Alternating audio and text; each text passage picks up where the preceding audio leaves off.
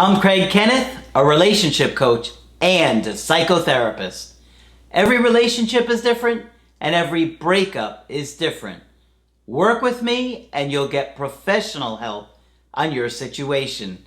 And if you're in no contact, focused on personal growth, my creative healing course is filled with hours of exclusive content.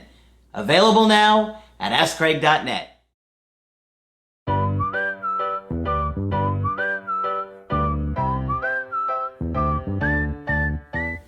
Hi there, I'm Coach Craig Kenneth. I'm Coach Margaret. And today we're going to be talking about a day in the life of Amy. Well, yes, Margaret has an interesting topic that she wants to talk about, and it's related to what we go through in any given day, right? Right. And how our emotional issues and our struggles with things like anxiety play a big part in how we do in a day. Right.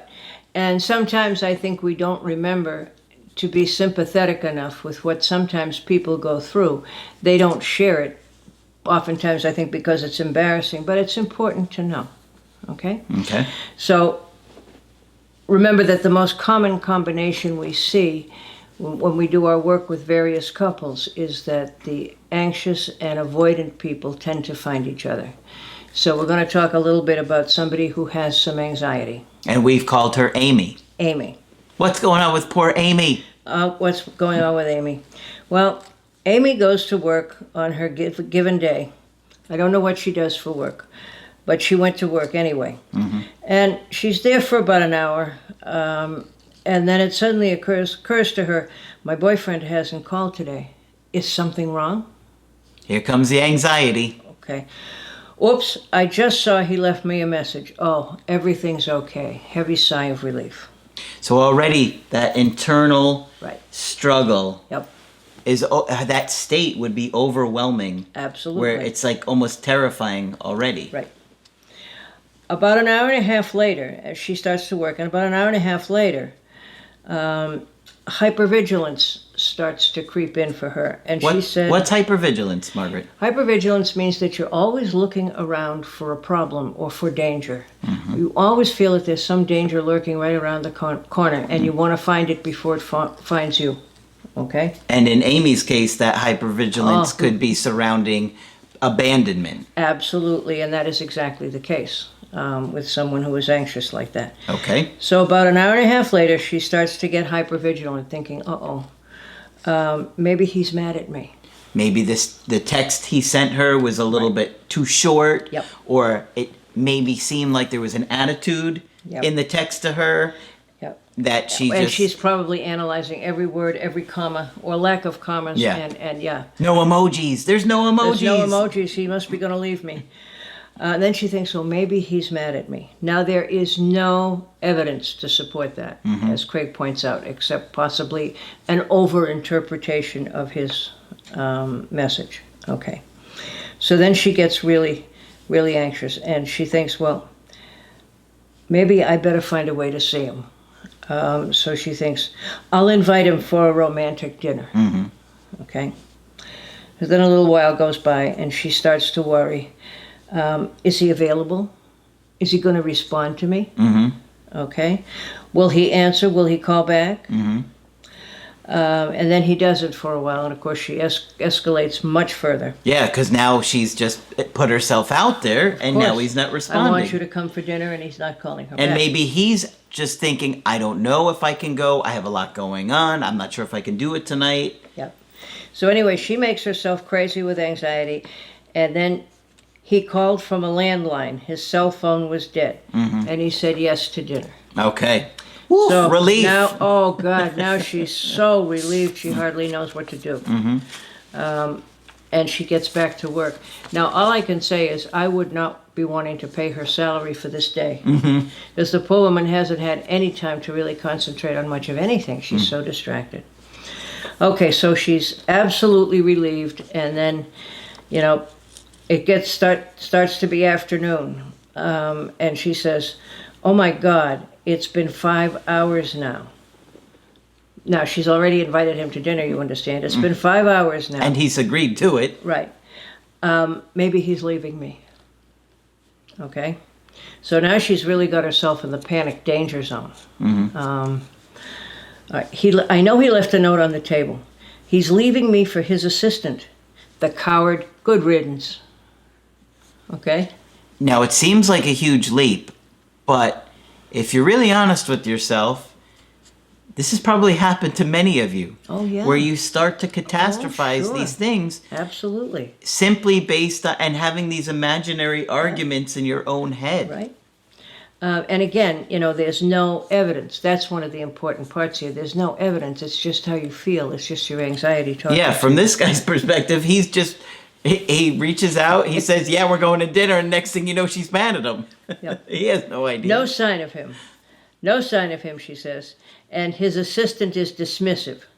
Will I ever hear from him again? And now, as Craig points out, he's already agreed to dinner, and again, with no evidence, will I ever hear from him again? More hypervigilance. I can't believe this. If we break up, I will never find anybody else like him.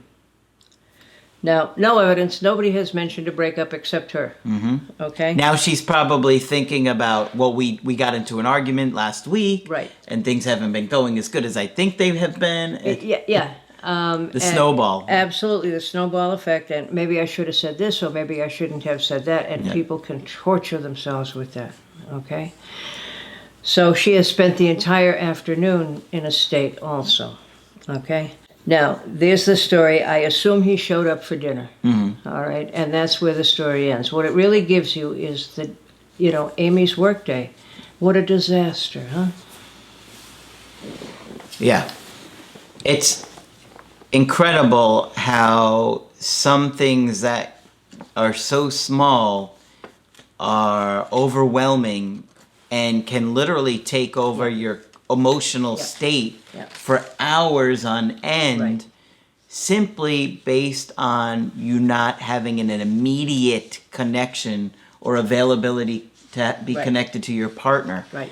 And, for me, that's just very telling that, there's some kind of trauma in your attachment to your parents. Yeah. We don't know if you were left in the crib too long, or if when you got home from daycare, people ignored you. I mean, we just have no idea.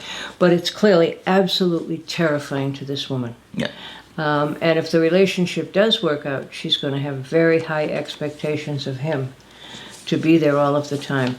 And not this minute, but sometime soon, I'm going to talk about cognitive distortions, crazy thoughts we get in our head. And one of the craziest things is we tend to believe that how we feel is reality. And in fact, it isn't. He hasn't left a note on the table. He isn't running off with his dismissive assistant. And none of that is happening. But she feels very intensely that it might be happening. Yeah. Okay. And if she starts to act out, lash out, lose emotional self-control, like I say, the very thing that she's afraid of, she may cause to happen. Exactly. And I'm thinking of a man I worked with at one time who was terribly anxious. And if his wife was too late at work, and sometimes he would even know that she had a late meeting or she was going to be late, in his mind, she would already be running off with her boss. And he would panic, and he would tell one of the neighbors, and he'd be sure she was leaving him. And of course, none of that was happening. So it's a real problem for some people. Yeah. Now, this sounds fairly heavy duty, but it's not uncommon, unfortunately. No. Yeah. No, not at all. And what we hope is that, in addition to his showing up for dinner, that Amy has some other ways to calm herself down, and hopefully maybe some friends she could call who would help ease her anxiety. Yep. So, okay. Interesting stuff. I hope you found that one helpful. Of course, if you want to get our help personally, just go to my website, askcraig.net. Sign up for the coaching option that works best for you. I do email coaching and I do Skype. Of course, Coach Margaret is available for Skype coaching. I am available. I do terrible childhood histories, adoption issues, and a day in the anxious life of. And everything in between. And everything in between. Just click on Margaret on the top of the website to do that. But that's it for this video. I'm Coach Craig Kenneth. I'm Coach Margaret. and we will talk with you soon. To get my help personally, go to AskCraig.net and click on Schedule Coaching and choose the option that works best for you. I do email coaching or Skype. To schedule a coaching with Margaret, click on Margaret on the top of the page and order a Skype with her. For the Knowledge Creative Healing course, click on the link at the top of the page and click Get Started Now.